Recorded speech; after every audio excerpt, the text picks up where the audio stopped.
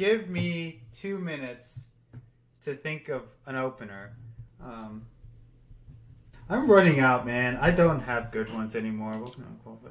This is a skill we've talked about before. I do not have. I cannot think of things like this off the top of my head. I have a mental block about sounding stupid, which you don't have. Here, thanks. You dick.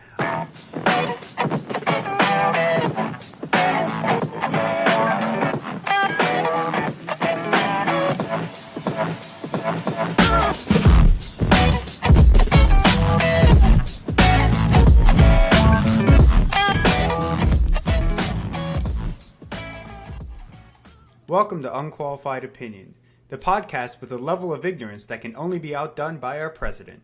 How's it going, Scott? Oh my God. We're not bringing up Trump at all during this podcast. I'm sick of talking about that man, but I'm doing well. I'm doing well. It is hot here. It's in the 90s, which is so nice, and I'm watching all of my plants grow. And they're all growing so well, which is so good because I spent $1,000. I totaled up how much I spent this weekend. $1,000, almost a penny.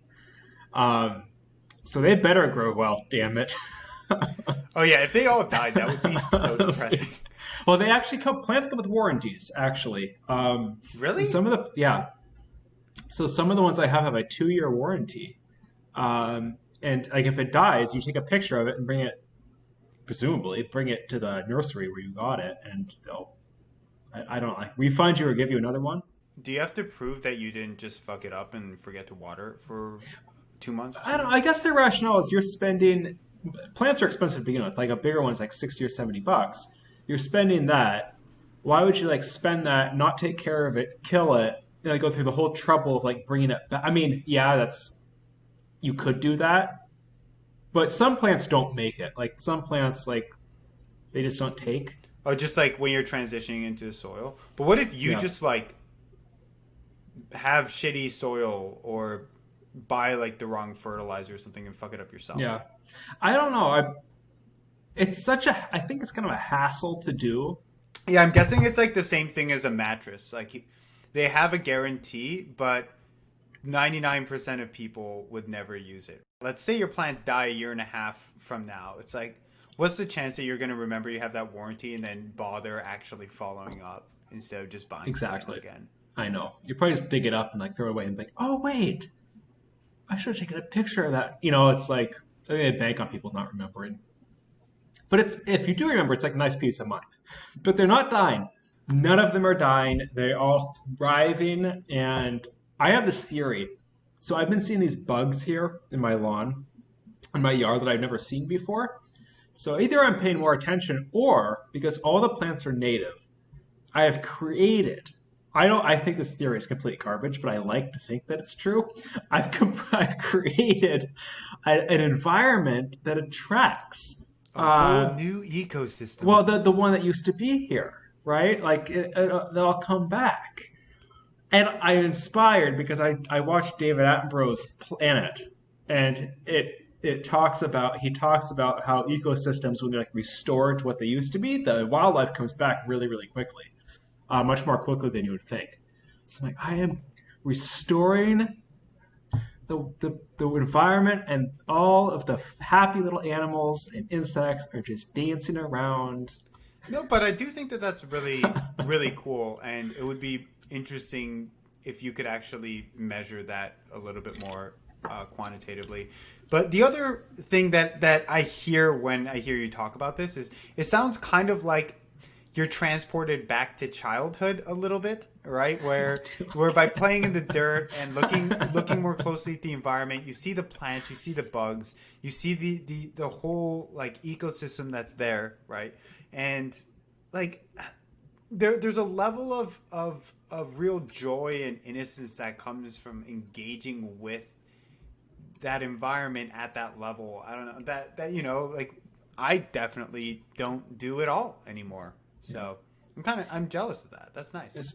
I heard a person say, it's Bob Ross. We'll talk. That's a different story. As Bob Ross, I was watching when I was high, and he's like, people who don't paint don't really see. When I paint, I start really seeing nature. And I feel like it's a bit like gardening. I'm doing this gardening now, and I'm actually like looking a lot closer, and I'm noticing like different trees just when I walk around. I'm like, oh, that's that kind of tree, or that's that kind of tree, or like that's that plant, or like that's invasive, and that's not. And like you notice it, whereas like before it's like a big green blur. And now I feel like it's like Which your is brother. what it is for me, right? Exactly. It's like I need your brother out here. Oh man, he would have such a blast, like hanging out, looking at your garden, even helping out, like identifying plants and stuff. Anyway, so Yeah, I also am kind of jealous of this part of your life that you have now. That's very kind of focused on physical activity, where you're actually building real things. You know, when it was first your house, and then because of the house, it enabled you to do a lot more construction in the house and do the basement. And now you've gotten to a point where you're doing that in your garden, and you're really like pouring in physical labor to get a physical output. And I think that there's something about that that's incredibly rewarding, that gets really into the root of human beings and our fundamental biology. And there's something about what I do with most of my time, you know, on a computer writing code, that doesn't really fully satisfy that itch. And I've been wondering what I can do to, you know, like really address that better. I don't even know. stuff like I think, I mean, like you do rock climbing, you do whatever it's called, bouldering. Um, Bouldering. Well, I used to, right? I can't anymore with the quarantine. So your gym's opening. I saw on the news. yeah, our gym is going to be opening at the end of this month or next month. Let me just pull this up here. They said they're reopening. Oh, they're reopening end of this month, June Yeah. 29th. So yeah, like even stuff like that where you're doing, it's physical labor. I guess you're not building anything, but it's more like you're getting somewhere using your body. Like that, like sailing was similar to that for me. And that's a joy, but I think really there's another level of that when you're actually creating something. If Right. that makes sense. You could take up painting. We're, yeah, can you imagine me painting? That is not gonna happen. You lit a parade. You sit on the mall and with everyone else who's drawing pictures of the big white penis. The giant boner of America. Yeah, I saw this really funny cartoon. It was that, and then it was the Obama monument. It was black and twice as big. Do you want to talk drinks? Yeah, so my drink's gone. Let me start because mine's boring and yours Okay. looks interesting. Go ahead. All right, so I did not have time before this to go get a drink before the 8 p.m. like, you know, mandatory closing of all the restaurants because of COVID quarantine and everything. So I did not have anything to drink, and I begged my roommate for some booze, and he offered up this wine that's been sitting in the fridge for a while. The Dreaming Tree Crush Red Wine California. That's all it says. It's a cop out for sure. That bottle looks pretty low. Huh? There's Low? not much in that bottle. Yeah, so I poured more than a full glass, and then I'm gonna refill that. And then if I need more, I will have to steal more booze. But yeah, it's a 2017 red wine California. It's got a big tree on it, and it's not bad. So it's been in the fridge for like probably like 2 weeks, which sounds like a complete no. Maybe like a week and a half, but because we have these like resealable cork You things, have those. it's actually totally fine. I was really Yeah. nervous when I first opened it up. Here, I'm gonna just like pop it. I love that. I know, right? And refill here, and it was like totally fine. But it's just a generic red, and it's not bad, and it's surprisingly not that vinegary at all, even after 2 weeks. Because it's cold. You can't taste it. Oh, that's fair. That's fair. I'm not gonna let it warm the room. Don't let it warm up. Don't do that. But it's sweeter than the wines that I would usually have. But in general, for like a red, like a generic red. It's pretty good. So what about you? So I am having a mojito, and this glass is, you can't see it, but it's for my brother for my, what was it? It was for my birthday. He got 4 of these, a set of 4, and I don't know where the hell he found this, but it's like some obscure independent glass maker makes all this drinkware, and I can't remember his rationale for buying me a shorter glass. Maybe it was because I don't drink a whole lot of mixed. I don't drink like big mixed drinks. I drink. Can you like, explain what the glass looks like? Oh, I'm sorry. Yeah, it's okay. Imagine an oil drum. If you take an oil drum and then cut the oil drum in thirds, and the glass is the shape of a third of an oil drum. It's like it's a cylinder, right? It's a cylinder. It's a very squat cylinder. It's actually wider than it is tall, I think. Yeah. Just a tiny bit wider than it is tall. Nice. And it's really light. It's a very, very thin glass. And I don't know if it's like that glass that, maybe it's just really, really high quality glass. It almost feels like that really high quality plastic that's like sort of like glass. It is glass though, but it feels like very sturdy, and like if you dropped it, it wouldn't break. I'm sure it would break, but it's just like, it's not like crystal or anything like that. It's not fragile. It doesn't feel like it would shatter. So you said your brother got custom glassware? Well, it's not custom made, but it's from like a small independent glassware making company. Yeah, yeah. So it's a cool glass, but I really like them. But I went to Cub to get, it's just our grocery store, to get soda water, which is what you put in mojitos.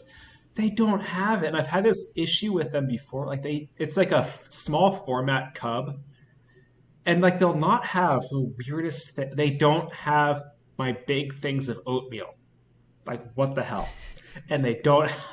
Wait, has it always been that way, or is this like a post quarantine? No, it's like what I remember having the same experience there a while ago. It's like they'll have one variety of soda water, but I think that one variety was sold out, so they don't have any other options. So I got this. I don't know, Polar, the brand that makes like tonic water and all sorts of stuff like that. So they had like this kind of fancy, like youthfully branded version of Polar seltzer water, which is basically soda water. But they all had like, there were 3 varieties. Like one package was green and one was blue and one was pink or something. And you could tell it was slightly flavored, but you can't tell with what, because it was like flavored with dragon breath. That's so dumb. And so you don't know what the flavors are. So I picked the color that I think it would go with a mojito, just the green one. So maybe it'll be lime. No, it's like some passion fruit thing. So it's like, it's not bad. Like you can't mix passion fruit with anything and make it be bad, but it's not really a mojito. It's not a mojito. It tastes like juice. So yesterday I texted Scott a purposefully provocative question where I said, I think that the police should receive more funding rather than less. And so this is in response to, and again, let me preface this with, look at the title of this podcast, Unqualified Opinion. Like, I don't know what the fuck I'm talking about, right? I'm just like pitching something. Like, I'm pretty ignorant. I'm pretty stupid, I haven't really thought through the implications, but here's kind of where I'm coming from, right? There's been this big push for this concept of defund the police, and we talked about it on the last episode, so I don't want to really rehash all of that.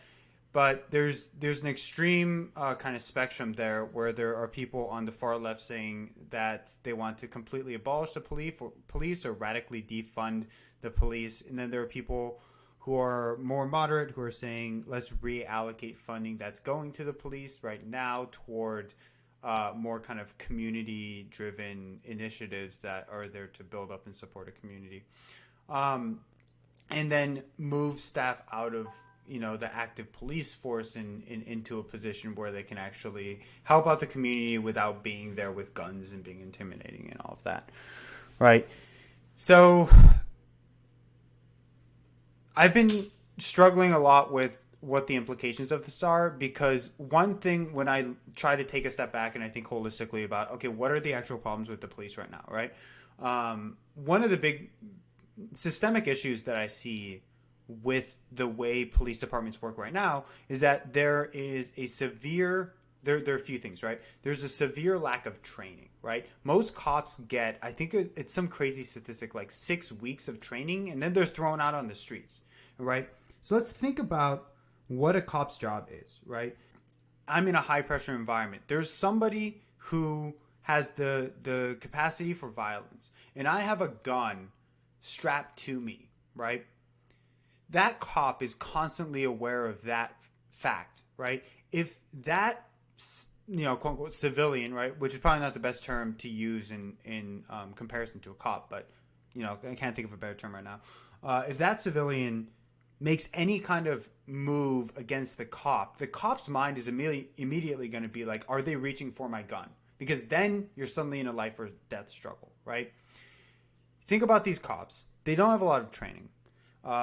They're going day in, day out into high pressure environments, and they have to constantly be aware of the fact that they may cause someone's death, which is incredibly traumatizing, or be at risk of death themselves or severe injury, right?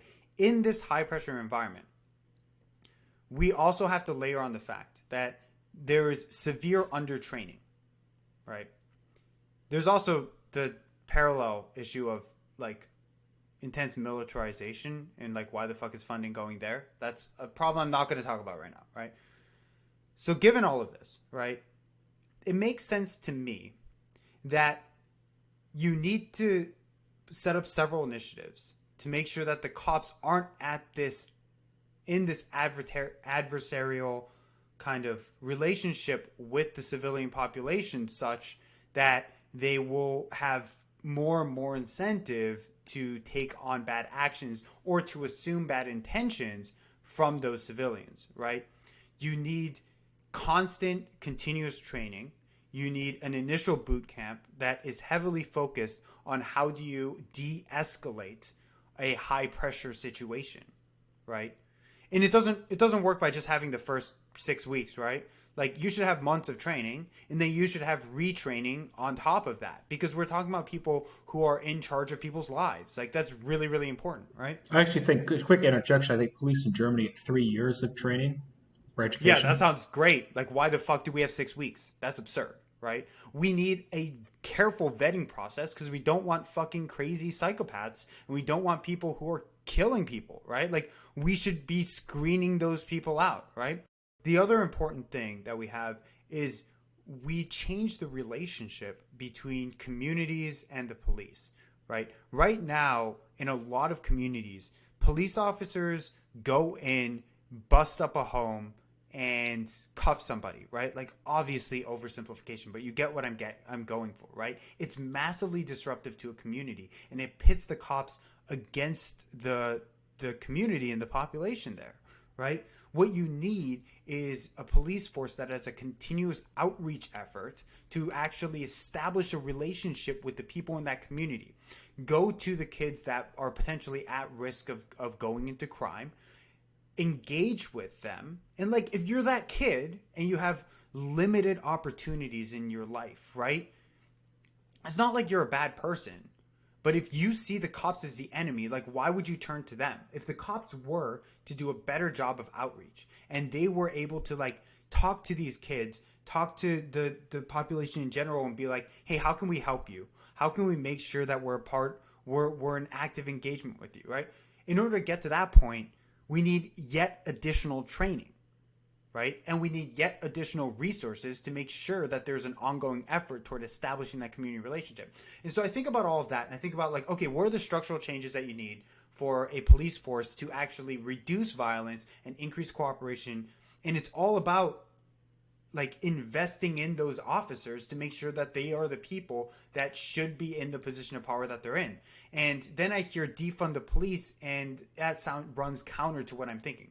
So it's like, yeah, there are a lot of questions around like how do you allocate current funding and like militarization of police. Like maybe we can defund that to reallocate it toward training.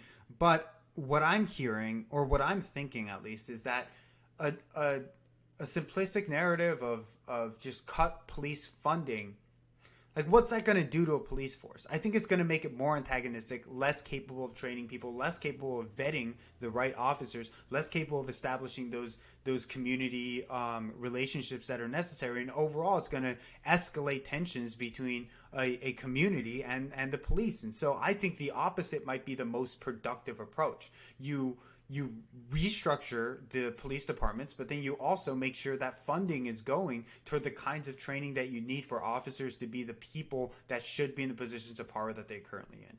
So that's kind of where my provocative thought of double down on increased funding for the police like comes into hopefully something that sounds a lot more reasoned and rational. I mean, I don't think it's so off base. Um, I think that there are many different parties calling for change, and they have different perspectives and different goals. I think in some cases, you have to separate the rhetoric versus the intended action.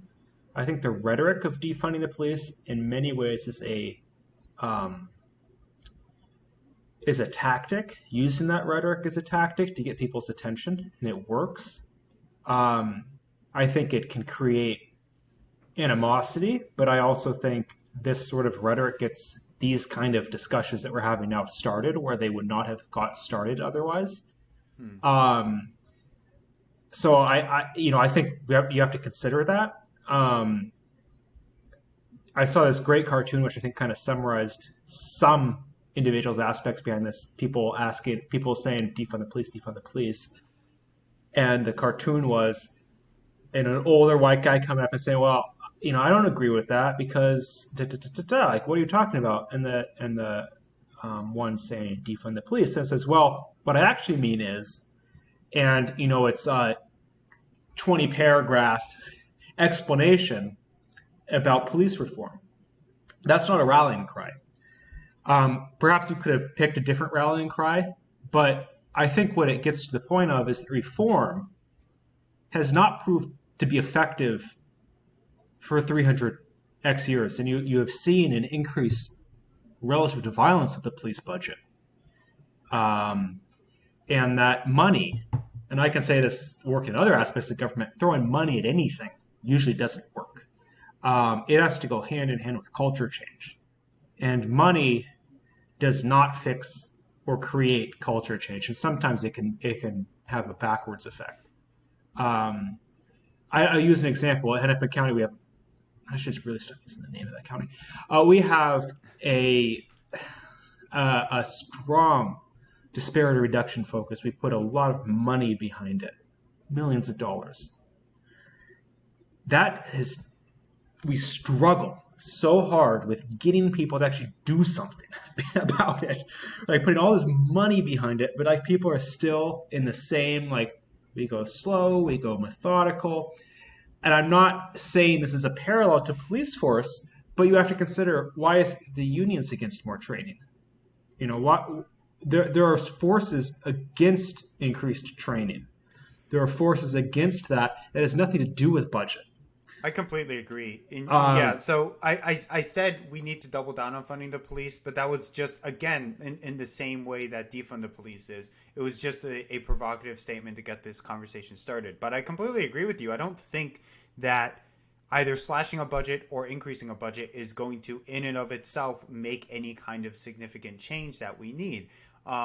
What needs to happen is actual structural change around what kinds of strategies we have for training, what kind of power a union yields, where certain community service organizations can take on a bigger role instead of the police, right? Like all of these things encompass a lot more than just where is the money going.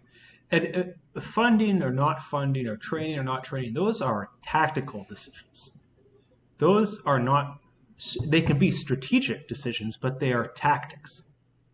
And they're not by themselves in a vacuum going to get you to where you want to go. They can help if they're part of a larger strategy. They can help, but they're tactics. And I think a tactic can be a really good rallying cry, but it isn't a strategy. And my issue, my challenge is I don't mind it. I don't mind saying defund the police because I agree when someone is saying it to the effect of using it as a rhetorical tool to get conversations started. Because in some aspects it does mean defund certain aspects of policing and move that money somewhere else to another area of public safety that would have a bigger bang for the buck, to just put it in cost-benefit analysis terms. My issue comes with those individuals who say defund the police as a means to the end. That is you defund the police. The people who say defund the police and actually mean it because they haven't thought through it. Period. Full stop. And the thing to note is that there are people like that. It's a small number of people, but they're also very loud and they're starting to overtake the conversation. And just like Donald Trump overtakes the conversation for the Conservative Party. I mean, there's so many parallels, and I'm not saying this is on the level of Donald Trump. I said we're not going to talk about Donald Trump. He's in his own league, but there's a lot of parallels. Yeah, I bet he's very tired of winning the game of stupidity. So. This comes to the other topic that I wanted to bring up before we get into our much more lighthearted segment of the Book of Questions, which is, like the thing that we always do after what do you call it? Not a book report. What's the word I'm looking for? Book club. After a book club episode.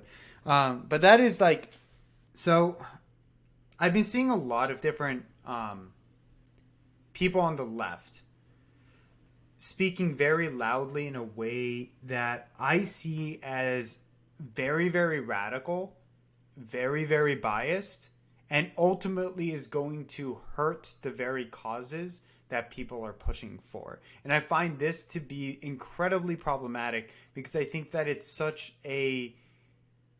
like shooting yourself in the foot. The murder of George Floyd was something that everybody across the board agreed was a major problem. Everybody saw, for the first time really in a long time, that police violence and police brutality is a serious issue that needs to be addressed. And people started making moves toward addressing that, right? But I've seen many different kind of areas of the left, whether it's just individuals or certain organizations, certain media companies, act in a certain way that is so off-putting to the average American that it's going to actually detract from progress and lead to a counterwave. And so I'm talking very vague terms. I think I need to be more specific here because I'm kind of rambling. And let me just take another swig of wine first before I do that. I'm sure this is very entertaining for everyone who's like yelling in the microphone. Get to the fucking point, Steve. What are you saying? But here, let me start with a couple like examples that aren't going to seem relevant, but I'll tie it back in here.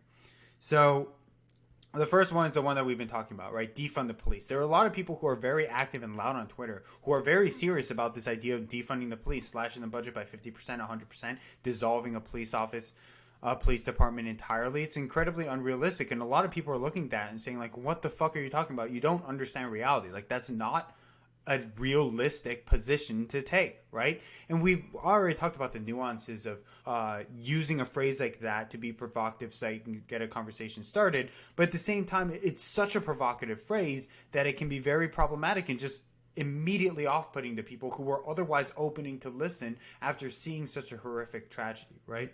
But I think that it goes deeper than that. Scott, have you seen that video of the Black Lives Matter guy who walks up to a random white girl on the street and says, hey, I work for the organization Black Lives Matter, and I need you to get on your knees and apologize to me for being white? Oh, you told me about that, yeah. I saw that video, and a lot of people are like, oh, why did that girl do that? Like, why was she acting all... It's like, no, because she was scared, and she was attacked by this this man who went up to her and accused her of something for the fact that she is like for something she can't change. Like she was born white. It's not like she can try really hard and not be white anymore. And then she's told, you have to get on your knees and apologize to me because of the color of your skin. And there are people who are moderate, who are liberal, who are looking at that and are saying, like, that looks a lot like white supremacy to me. Fucking stay away from that, right? And then another example, right? Did you read the Tom Cotton New York Times op-ed? I did not.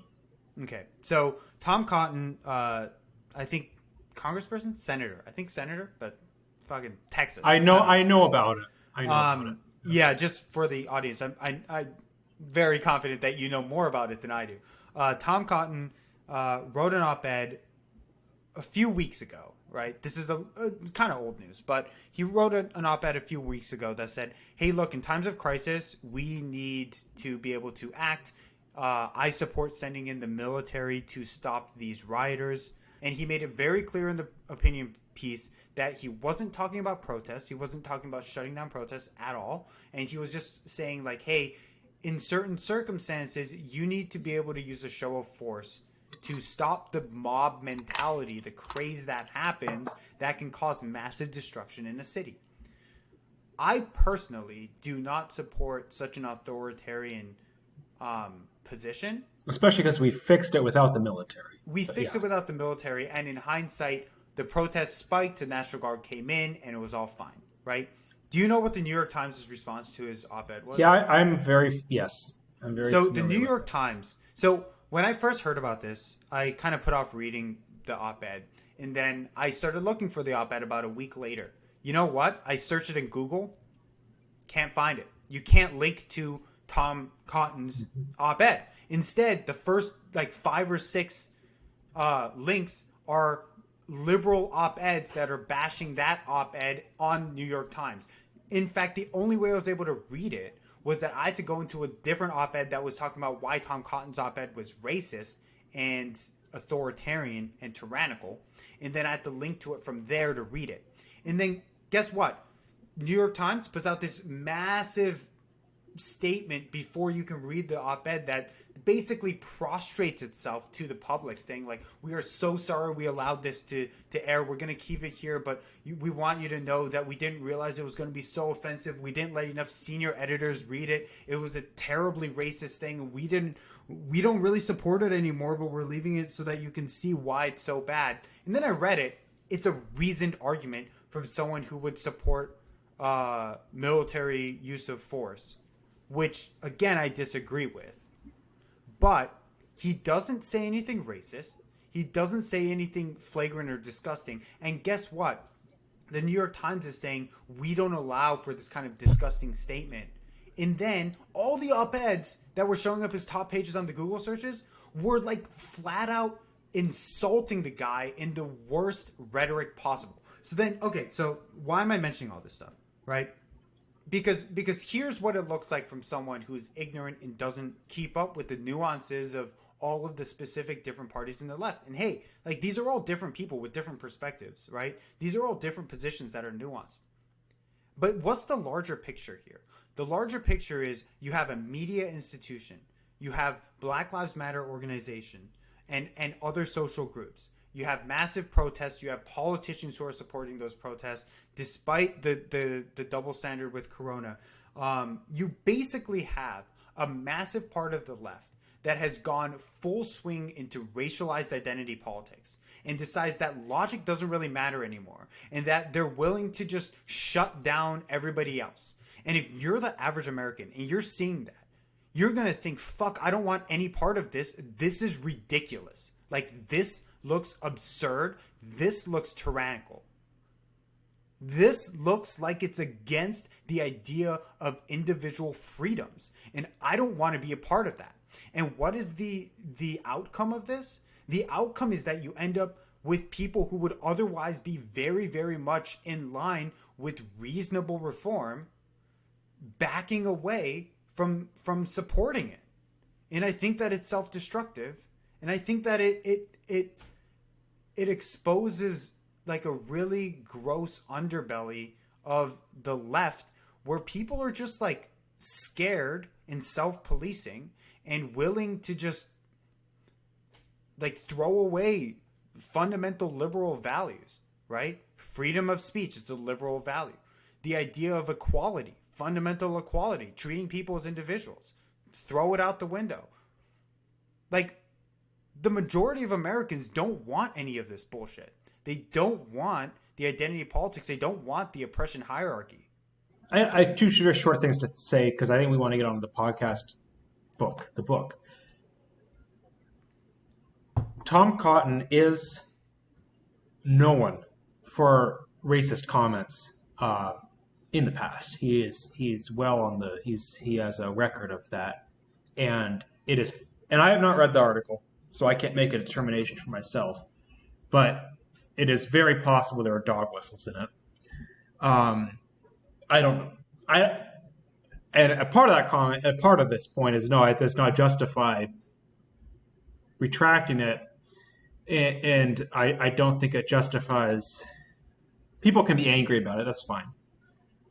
It doesn't justify the vitriol against another human who is. You have to practice some level of empathy for everyone. Do I agree with Tom Cotton? No. I think he again has exhibited racist tendencies and comments in the past. I think he's probably not a good person. But that does you can publish not good people in the press. And yeah, we publish articles by the Taliban.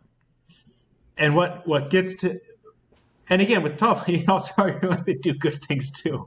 And they're obviously a bad organization. But I guess, it shows it's not one-sided. And yeah, there are issues, of course, with it. Big issues. But it's freedom of press. The New York Times generally has, the fact they published it in the first place, I admire. I think a lot of news organizations just wouldn't have. I understand why they retracted it, because their readership is very, very liberal, and the people who give them money. Chief editor stepped down because of it. Yes, I do know that.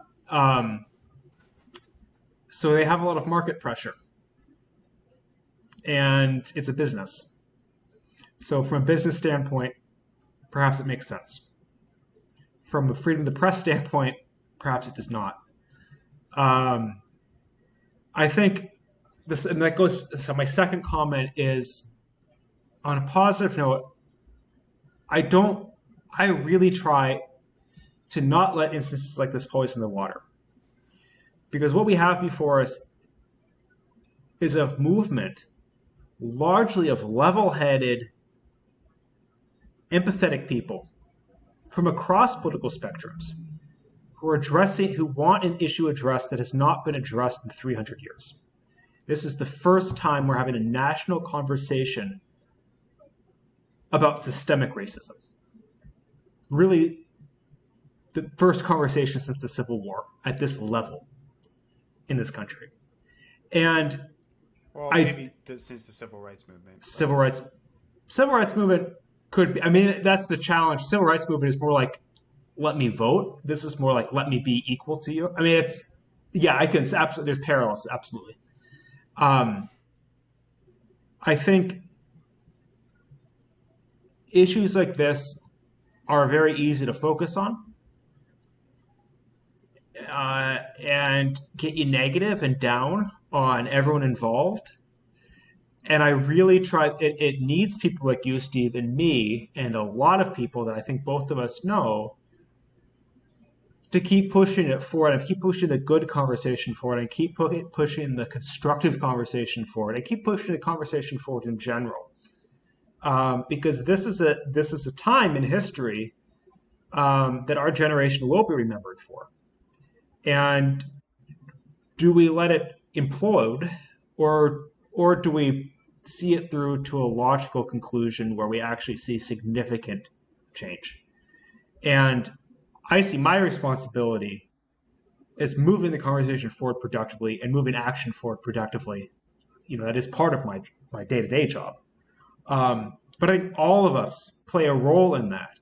And it's important, I really think it's important to, yes, acknowledge the issues on the liberal side, but also not demonize it, because then you start creating schisms upon schisms and the whole thing falls apart.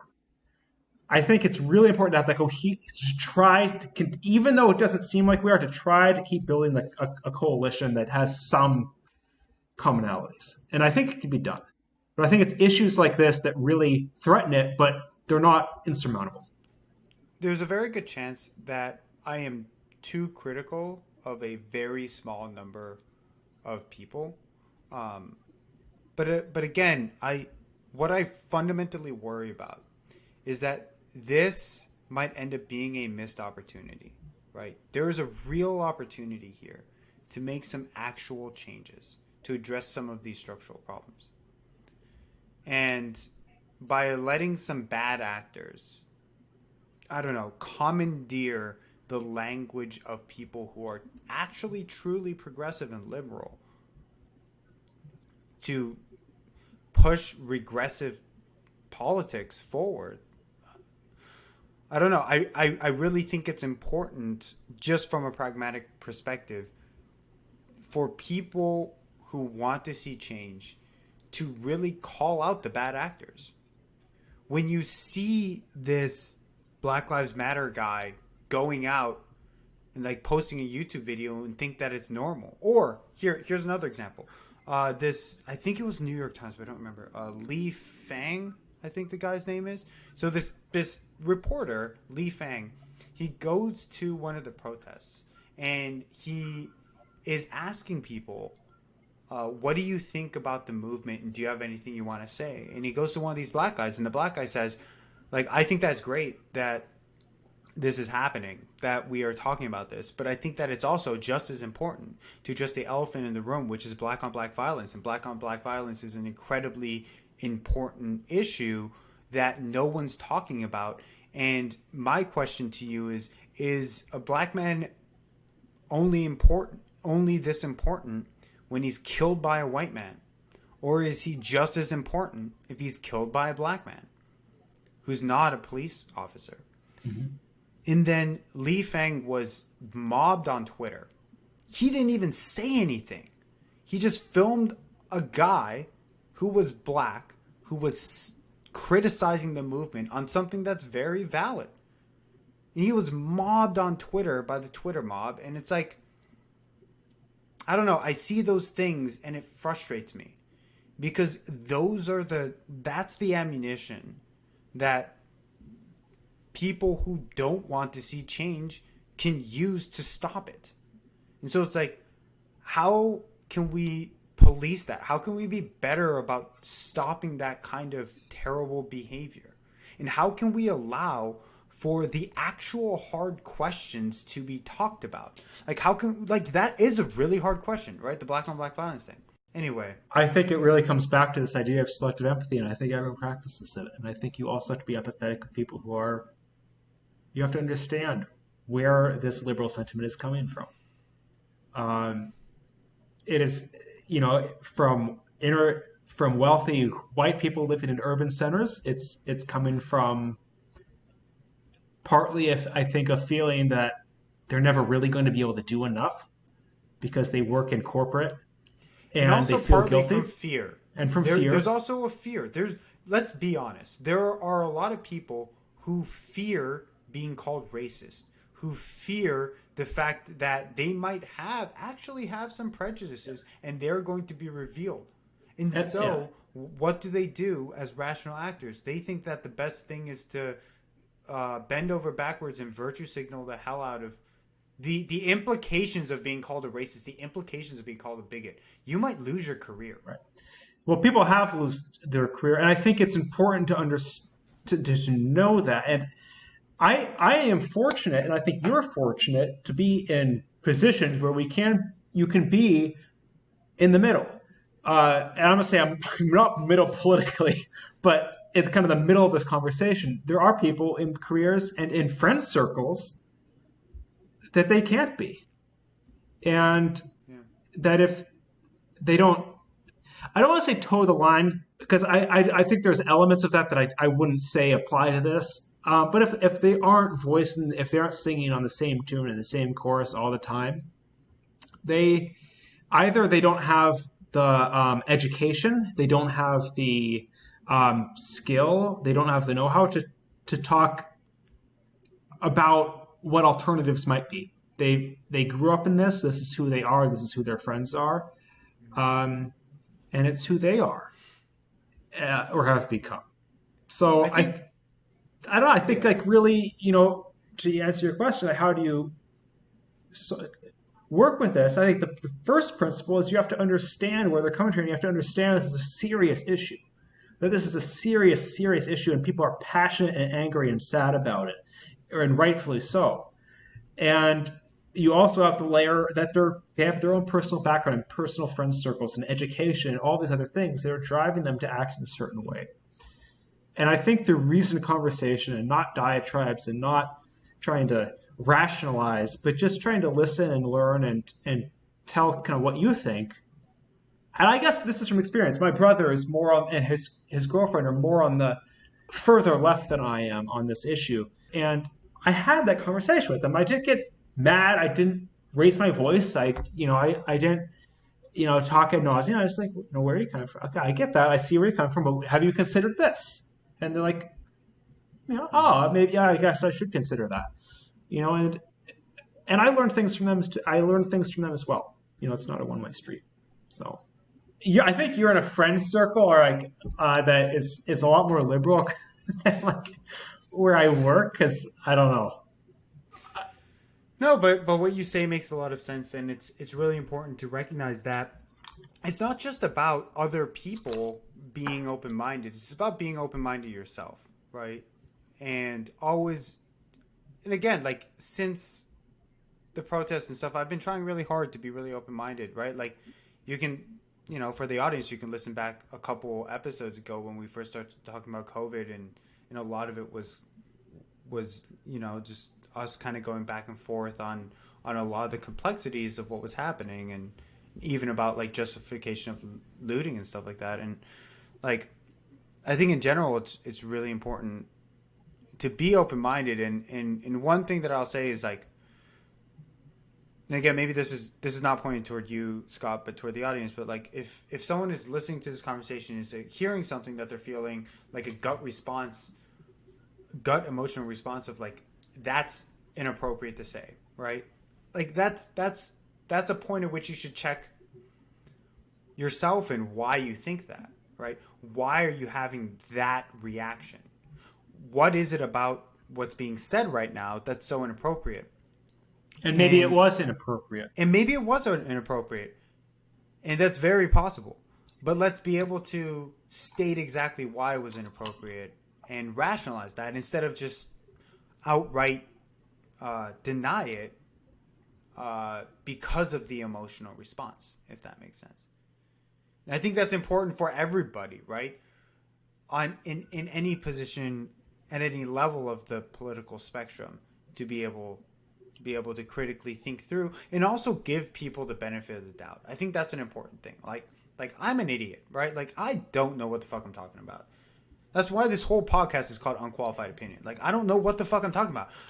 I change my mind all the time because I learn new information from people, and I try to understand it and try to empathize with it. I try to incorporate it into my perspective, right? And so I'm going to say stuff that might be wrong, that might be just like flat out factually incorrect. It might be just emotionally triggering, and I might not realize it, right? And so that's going to happen, and I think that that's going to happen to everybody in conversations. And the more that each of us can be more willing to give people the benefit of the doubt and assume that people are not intentionally being assholes, the better all of us will be. So let's get on to the book of questions. Do you have your random number generator? I better pull that out. All right. Otherwise, I'll just keep picking the same three numbers because I can't remember. I have like the memory of a goldfish. I'll also say this.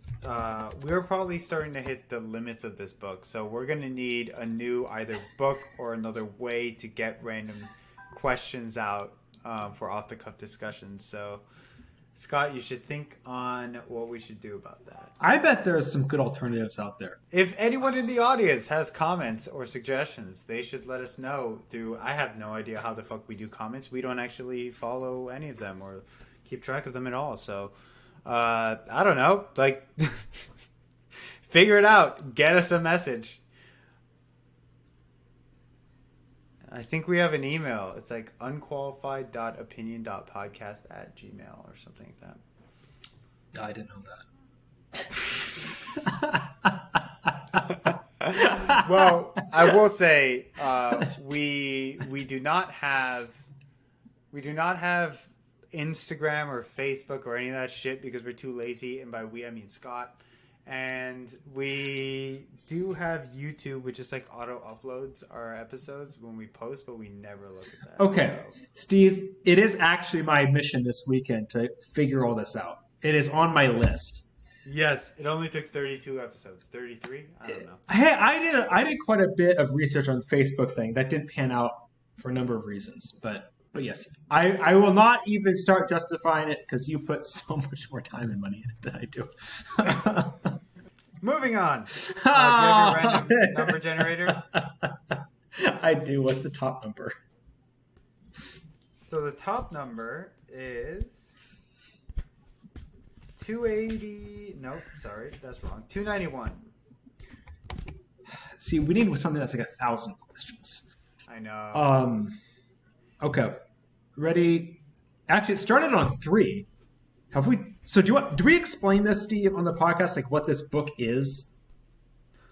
Oh yeah. I guess we should because we can't just assume that people know what this is. So, here's the quick explanation. So, after every book club episode where we review a book, we usually do an episode in the Book of Questions. So the Book of Questions is a book of 291 questions written by Gregory Stock, and Scott will randomly give me numbers, and then I will read that question, and then we will both answer it. Recently, since Scott can't seem to randomize his numbers appropriately, he started using a random number generator. Of the many functions Google has, having a random number generator as the top search result built into the browser is one of them. That's been a very interesting move by Google to start doing those kinds of things where they have built-in smaller applications like a calculator. I love it. It's been a very smart move. So useful. It really is, yeah. You can even, so it's actually, I'll describe it. It's very clean, of course. It has min and max. You can put in your minimum number and maximum number. And there's a button that says generate. That's all it is. They even have like autofill on simple calculations as well in the search bar, which is super cool. Yeah, they've got all these things. Three is the first number that it came up 3 with. is the first number. If you had to be obsessed... Oh, no, we've already done this one. New one. 163. 163.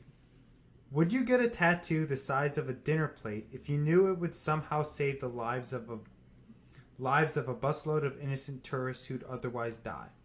If so, what tattoo design and location would you suggest? Is that even a question? I'd get a tattoo that size if it didn't save children.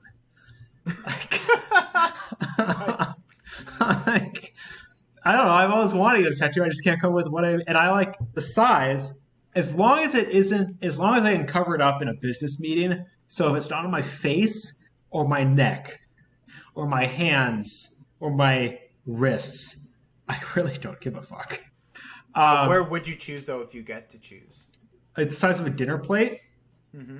Well, the basic spot would be like back of the shoulder. But so I guess I do that. So I have a friend, coworker of mine, who is this like really timid, calm, kind of shy guy.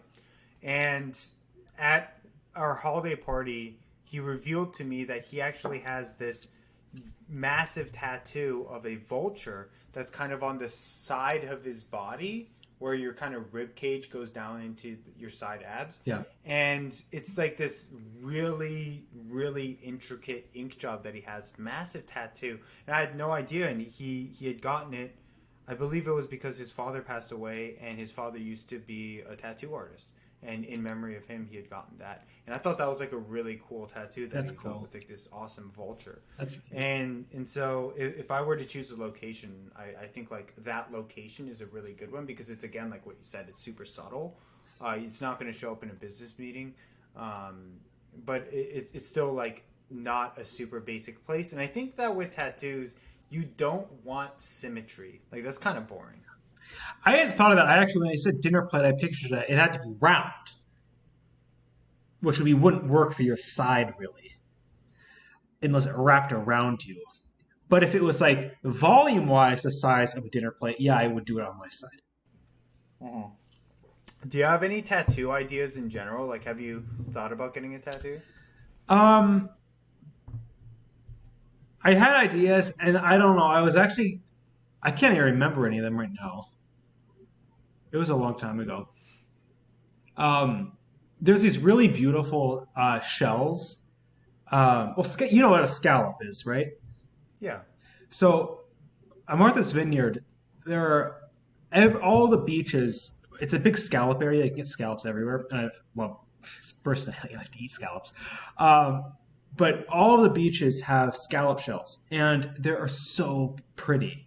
You'll get ones like orange and purple and like all these amazing red, and they're all mixed together. They're beautiful.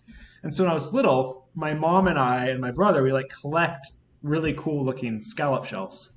And like if the bigger you got the scallop shell, because you could find pretty big ones, like I don't know, 4 inches in diameter. So anyway, like I always loved that, and I have fond memories of doing that on the beach that I was at, the beach by the house, and I always like associate the beach with the scallop shells. So that I've been one, and it's like they're so cool looking. I think like they're just I don't know, they're like a cool. They just look neat, in my opinion. So that would have been one. Yeah. That's a good reason for a tattoo. Let me ask you this question. What do you think of people who get tattoos just because they look cool and without any deeper meaning? I think that's fine. I don't know. It just bothered me. Like go for it. I don't know. I think tattoos are really sexy. So I'm like, more the better. I know, I'm the same way. I think tattoos are great. The reason I ask that is because I used to be a little bit more judgy about that. Not about tattoos, but about people who get tattoos that just have no actual sentimental value.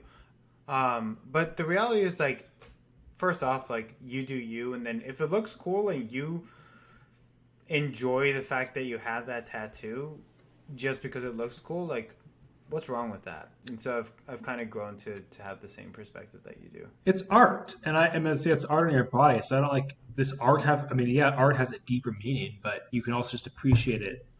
If you don't know what the deeper meaning is, you can still appreciate it. Yeah. I don't know. That's a good point. I don't know. Next question. 145. I actually did go on a date with this girl. No second date because she was not my thing, but heavily tattooed. Oh, I should always stick it out long enough. And I was like, what no. happened? It was just a first date, and it was like, I don't know. She was actually one of those like very, very liberal, like abolish the police are all awful, and I'm like, she was open to the conversation, but I'm also like, I don't want to be with someone where I have to like always be talking about this because it annoys me.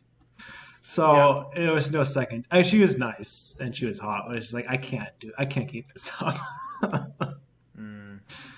So 145. 145. Can you give me another? 66. She did. Oh my god, she had a full sleeve and then like one that went down from her shoulder down below her, like from her shoulder to her thigh. I was like, oh. Wow. Shoulder to her thigh? It was the same pattern, same design. It's not like, I don't know. Wow. That is sexy, though. I was like, oh, I was like, The little I need voice to is meet like, a you girl who's heavily tattooed. just pretend that you're enjoying this conversation. And I'm like, no, I can't do that. You know me. I'm like, I can't. Yeah, she needed 2 sleeves for that. Yeah, no, we're like sex the first date because I'm like, I'm not putting up with this. All right, so 65. No, 66. 66. Sorry. What is your greatest accomplishment? Has it meant as much to you as you thought it would? No. Is there anything you hope to do that would be even better? Okay, so what is your greatest accomplishment is basically an impossible question. So why don't we scope that to work? No, I don't think so. Let's keep it broad. Keep it broad? Okay. I actually have an answer. I just had an answer pop into my head. Go ahead. Maintaining this friendship for this long, I think that's a very big accomplishment. I am someone who like runs through friends when I get tired of them. Am I that hard to be friends with? Oh, fuck. I should reevaluate. What? myself. No, that's not what I mean. That's not what I mean. I mean, like, I'll first time I'm like, okay, I'm like bored of this person now. Like, you've said everything you've had to say, and there's like nothing else I want to know about you or learn about you, and like you're not interested anymore. And so I've done that a lot, and I've not done it with this friendship, and I don't think I ever will. I won't ever will, and I think that's a very big accomplishment. I'm like, proud of myself. I feel the same way about this friendship. It's been very unique in the sense that it hasn't dropped off like any of my other friendships have. There have been people throughout my life who I've been super, super close with, but it's always fizzled out. And I am really bad at maintaining friendships myself. And somehow, even though apparently it sounds like from you, you're also not very good at it, we somehow maintain this. Even if it requires that we get shit-faced once a week and talk about shit that might destroy our careers in the future, someone realizes. Destroy my career. You're fine. I am like, if this ever gets out, I'm not going anywhere. It's already out. 32 episodes of it. When I was advertising Facebook, I'm like, I'm not picking Minnesota as a place to market this.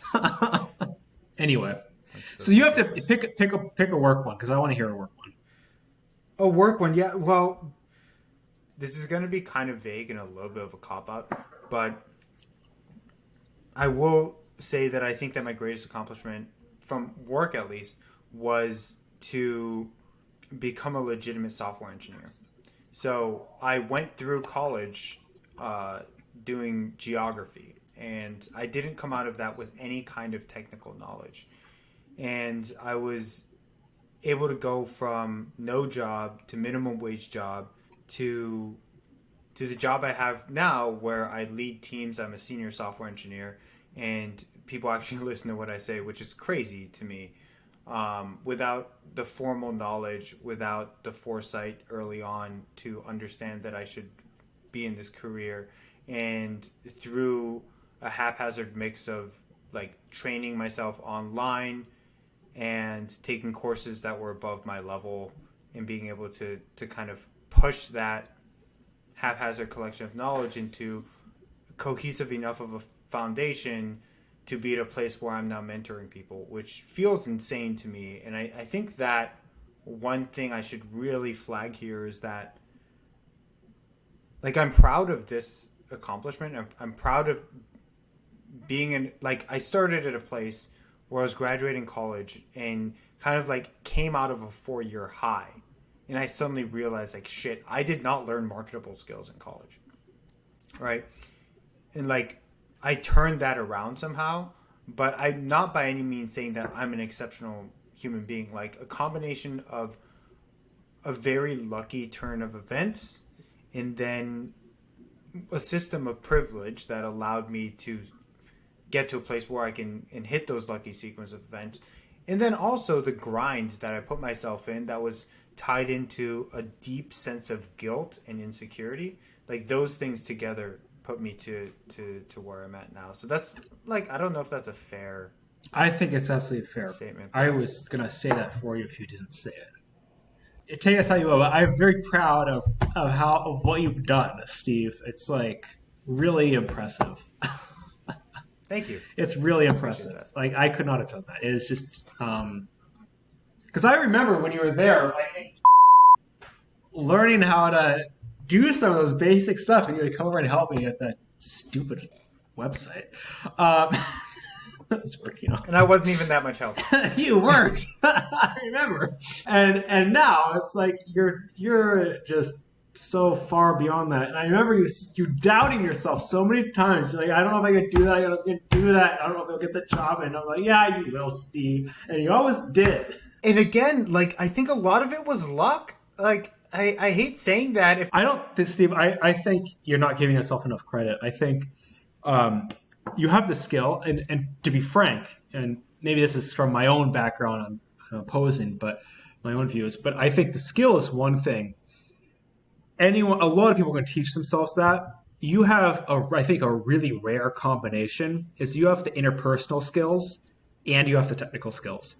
And that in the technology field, at least the people I've worked with, is rare to have both of those. And I think the fact you do is, you're both self-taught, but then you have like the people skills to back that up, so you can actually like interact with other people and lead teams. Really is it's all credit to you. I don't know if a whole lot. I mean, of course, there's always an element of luck, but you have both of those aspects, and that's rare. Well, I appreciate that, and thank you. But before I get way too cocky from all this praise, why don't we move on to another question? 42. 42. All right. Do you think that the world will be a better or worse place 100 years from now? There's a follow-up question, but I'll wait till after we talk about this one. Better. Oh, first, how do you define better? Very good question. You may come out differently than this, and I think I kind of know what you're going to say, but I don't think it's going to be better. This is there's research been done, as I mentioned on a previous podcast, where this is the first generation in a very long time where they don't think the future will be better than their current existence. All generations of the past believe the future will be more positive. This is the first one that doesn't believe that. There's a couple main things. I'll just list them really quickly. We're at a political state globally that we've never been in before, where it's just the extremes on both sides capture all of the air. And I think that could lead to some scary places. And it has led to scary places in places like Turkey, which was like a shining star, 20 years ago. It's like up and coming, like it's going to be a leader of Europe. And it's like now it's run by a nut.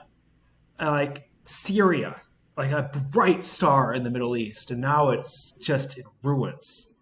China, just an article today, they're collecting all their citizens' DNA so they can track them everywhere they go. So it's the political aspect. Climate change. I don't know if our generation will see the impacts that you see in like movies, but our generation's children will, and that's going to be severe.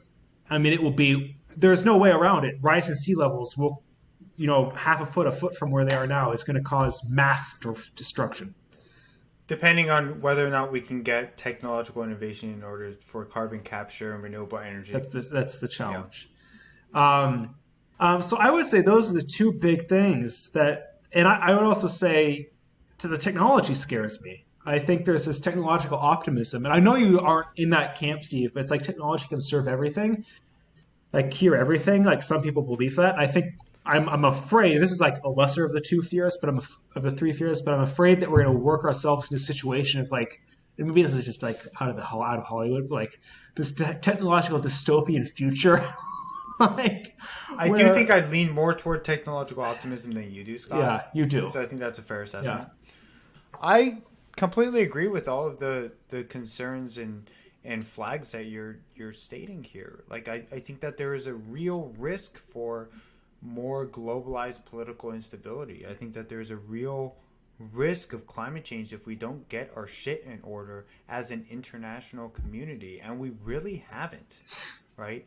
And I also think that there is a real risk with a decline in the rate of technological innovation, as our previous book had mentioned, although the book itself was, generally a thumbs down. I think that was a valid point that you did make. That the level of technological innovation won't actually kind of keep up with the optimism that a lot of people in our society have. So I see a lot of these risks, but I don't know. I have these two competing thoughts, right? And they both kind of come from this idea of like, let's take a step back from what's happening right now, and let's think along the longer time scale, right? If you think about like the medium term time scale, since the Industrial Revolution, like society has been advancing in developed countries, and the notion of a developed country has been expanding more and more to encompass the rest of the globe over time, right? And within these economies, within these democracies, within these societies in general, like we've been able to expand our culture, our society, our technology, our economy to be able to advance forward and move toward more productivity. This in and of itself has led to breakthroughs that have really kind of just shown consistent progress forward, right? Now let's take a step back to an even more historical long-term approach in which civilizations always rise and fall. And there's a good chance that we will be seeing a decline. I don't know if it's 100 years from now. I don't know if it's 200 or 300 or 500 years from now. But at some point, this current rate of innovation may see a downturn. And I can't say I know when or why that would happen, but that's also a possibility. For me, I hedge my bets, and I kind of think tentative optimism. I see a lot of the technology that's advancing right now, and I see in computing and AI, I see in biotechnology, I see just in the general rate of innovation, honestly, within a globalized, interconnected economy, an opportunity for more intelligent minds to work together to solve the hardest problems that we have today, right? Greater capacity for education, greater number of resources, aka human minds, to be able to really solve some hard problems. And given all of that, maybe it's not that I 100% believe that we will be in a quote-unquote better place in 100 years, but I want to believe that, and I want to believe that human ingenuity will overcome these problems. And a part of me really thinks that just that sentiment, just having enough people have that sentiment and that drive our society, and that drive the people within our societies, will help to have that manifest. I don't know. I like your optimism, and I agree with a lot of that.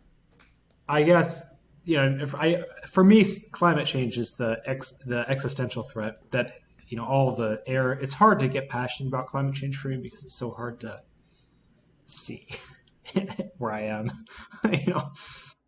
I have this feeling, and I know we can move on to the next question, but I was, while you were talking, I had this like idea, like Maslow's hierarchy of needs, and like the top is self-actualization, where it's like you like realize your own potential. I feel like maybe this is, again, it's so hard to talk about history when you're in it. Like, you can't have that perspective, right? You can try, but you can't. But I feel at this point in human history, and Steve, you make a good point, where things go up and down. I mean, look, you had Rome, then you had the Dark Ages. That's less black and white, if you will, than it is made to be in history books, but it definitely was a decrease in like culture, production. But I feel that we've reached a point in the Maslow's hierarchy of needs where we've hit that self-actualization point, where it's like we've realized what our potential is, and it scares the shit out of us. And we're like, we don't want that. we don't want that future. We don't want what we could do. We don't want what we are doing.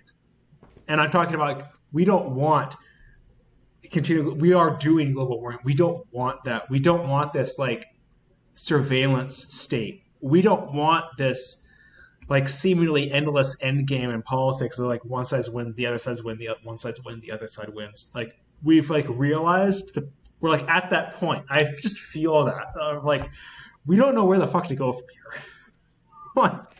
We're here, we're looking at it, and we don't like it. And we're like, take me back.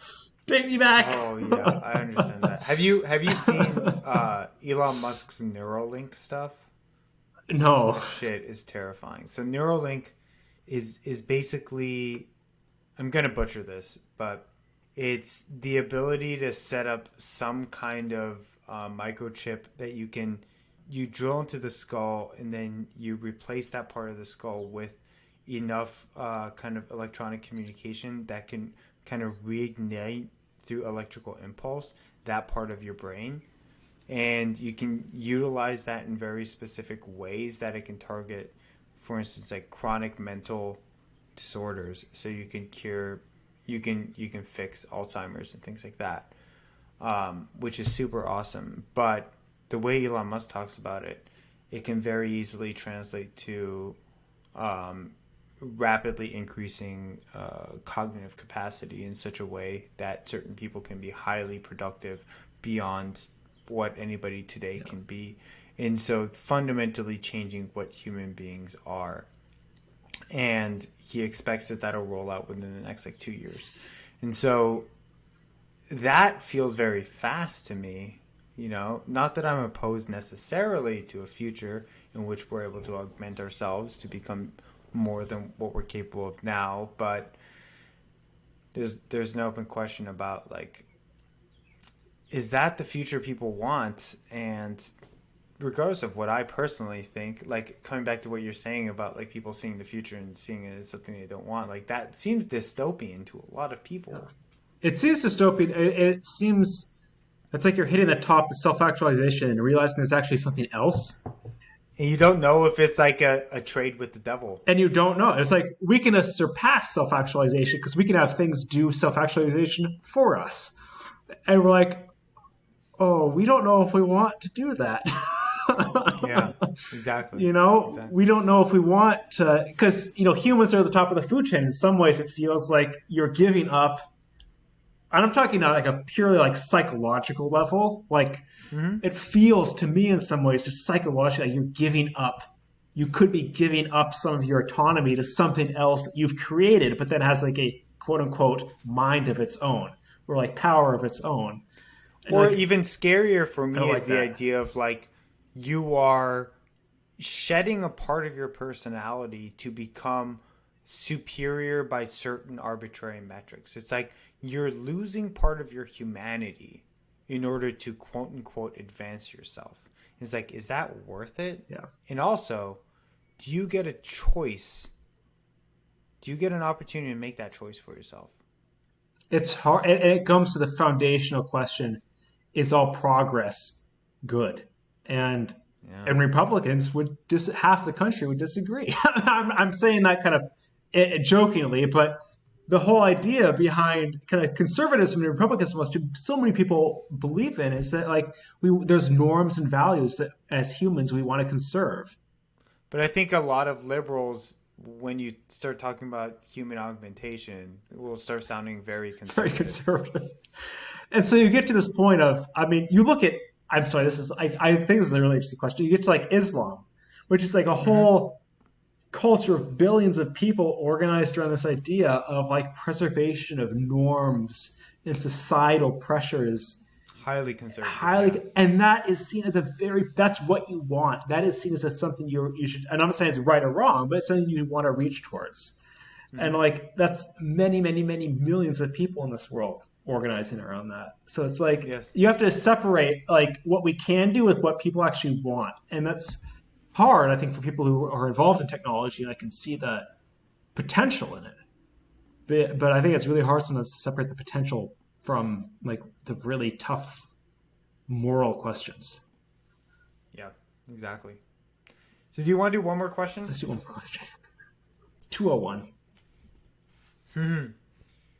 Would you accept an inflation-adjusted lifetime stipend of 150,000 per year if it meant you couldn't earn or inherit additional money? What would be the lowest such stipend you'd agree to? I'm not motivated by money, and frankly, I would agree to that because in my job, like in my career, I've decided I'm going to make a career in public service. Like after, especially after this, like this is my calling. I really enjoy it, and it's something that's really meaningful to me. It also does not compensate. I mean, it compensates well. Let's not lie. I get paid well, but I don't get paid $150,000 inflation adjusted for the future well. My worry, of course, would be deflation, and so of course the technical issue of what happens with that. Mhm. But if we take deflation out of the question, we actually peg it to something like meaningful. I think the cola is sometimes meaningful, sometimes not. But I would agree because for me it would take money out of the question completely, and I could focus 100% on my job, on what really matters, and not have to dedicate extra brain space to think about money and to think about promotions. Because for me, in my lifestyle, I mean, I live right now in 75, so I'd be talking about doubling that. I could live just fine, So yeah, I'd say yes. I 100% expected you to come back with that response. That's exactly what I expected to hear from you. I would flat out reject it. I know. For context, I almost make that much, but I don't make that much. Um, but the reason I would reject it isn't necessarily because I think that I could make more or that I feel like I need more money than that. But, and I think this is really just an ego thing, but in my mind, there are several things that are used to quantify my value and my output. And while it isn't the necessarily most significant or outsized piece of that, my salary is part of that, and I'm gonna be honest, like it matters. It's a source of pride. It allows me to have certain capacities, and in I think the biggest point for me is that is not necessarily about what the stipend is, but the fact that there would be a stipend.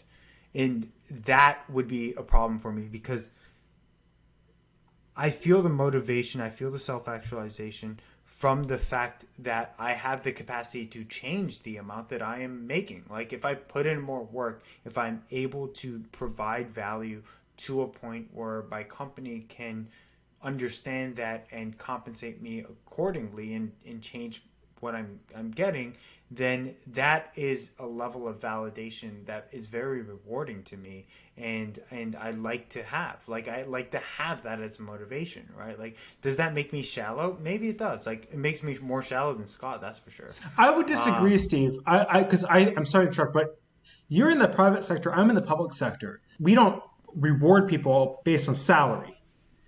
We reward people based on giving them power. So my driver is power. and again, like I also want, and I don't know if power is the term that I would use, but Yeah. I want the capacity for ownership and leadership, right? Like that's another big part of what I want, Yeah. but that's one of many pieces, one of which is also my salary. But I think that if it were capped, right, and if I was told no matter what my productivity, I'm always going to get this certain amount of money, no matter what that amount of money is, that will be demotivating for me. And if I think about it in the larger context, I don't want to be a less motivated version of myself, no matter how much additional money I'm getting. You could set that cap at 300,000. Like, I wouldn't want it because I don't like. I see myself as someone who is pushing and striving and receiving, or at least trying to, and I get the inequalities of the world, but like trying to receive commensurate benefit and see that as something that I've earned. And it's really hard to see it as something that I've earned if I just have it capped like that. That's interesting. It's definitely indicative of the sectors. Yes. Um, I'm rewarded with responsibility and power. And so for me, I actually think I would increase performance if you took away the salary question. Because right now it's like, well, no matter how hard I work, I'll get paid the same amount. It's like, why would I work harder? Because we don't get paid anymore. Yeah, yeah, that's the Um, problem. and so for me, it's like even more, you have to be so intrinsically motivated or motivated by power, maybe it's not the right word, but like influence. You have to be Hmm. so motivated by that, which I am.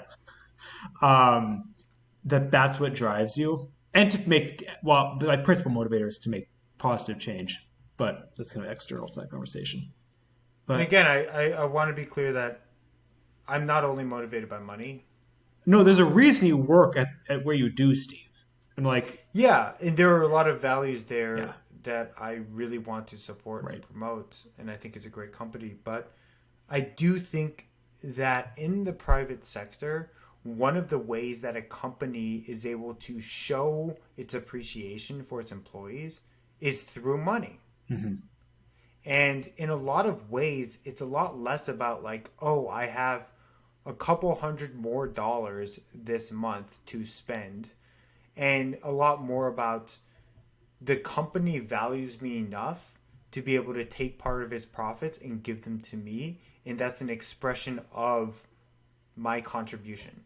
Like that feeling more than the actual like consumer power is what's really Yeah. valuable there, because that's how a company expresses its kind of support for you, you know. So I sometimes I wish I was in that system, right? I mean, I feel guilty getting paid as much as I do because it's like, and if someone came up to me and said, "We're going to give you a 10% raise," I'd probably say no because, Really. yeah, it's like, where does that money come from? Like, where is that coming from? It's coming from taxpayers. It's coming from taxpayers who most of who are poorer than I am. So I'm like, and I'm like, I mean, I think capitalism also, you probably are subsidizing wealthy to rich, maybe not in your company, but generally, or poor to rich. But I'm like, as my neighbors, like, like the people Yeah. next to me are paying my salary. A very small percentage of it, but they are very directly. Very directly. I'm property tax dollar funded. And like in government, we talk about are you grant funded or property or tax funded? And I'm tax funded. So I know that I'm having an immediate draw on property taxes, and that literally a percentage of my property tax at my house of the 2,000 I pay a year, maybe 0.01% of that goes to me, back to me, and so does everyone else around me. The 1.2 million people live around me. Don't get me wrong, I am motivated by money as well, and I am paid well. I mean, Minnesota cost of living. I mean, like you have I mean, I have Yeah. a house at 70. I'm 75,000. I have my own house by myself, and like I have a fine standard of living. So it's like not. I'm not living poorly by any means. And if I was being paid at a level that wasn't suiting my lifestyle, I'd find another job. But it's not. It's just again, money is not the motivator like it is in the private sector, and that's just the nature. And there's nothing wrong with that. It's just a different tool, um, tool to use. And government has to come up with other things, which is tough. Maybe next after the next book review, we'll consider some other way to grab questions. I think this round went well, but we hit a couple Yeah, repeats, and so that worries me a little bit. You know. and they're kind of the same style of question, right? Kind of the same. Yeah, we should switch it I don't know up. how to So maybe describe we'll it. we'll shoot for something different next time. I'll see you next week. See you next week. Bye.